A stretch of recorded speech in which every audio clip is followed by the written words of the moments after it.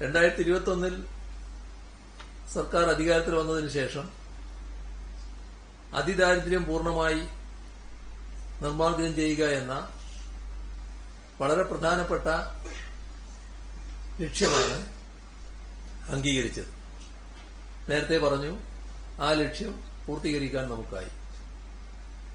ഈ കേരളപ്പിറവി ദിനത്തിൽ നമ്മുടെ രാജ്യത്തെ ആദ്യത്തെ അതിദരിദ്രമുക്ത സംസ്ഥാനമായി ഔപചാരികമായി കേരളം ഉയർത്തപ്പെടുകയാണ്.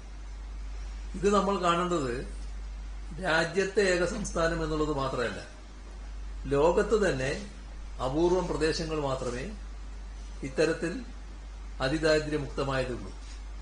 അപ്പോൾ ആ പട്ടികയിലേക്ക് നമ്മൾ നമ്മുടെ സംസ്ഥാനം ഉയരുകയാണ്.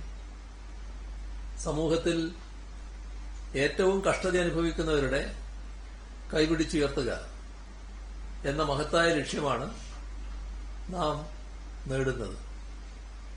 ഇത് ലോകമാകെ അംഗീകരിക്കുന്ന കേരള മാതൃകയ്ക്ക് കൂടുതൽ തിളക്കം നൽകുന്ന നേട്ടമാണ്.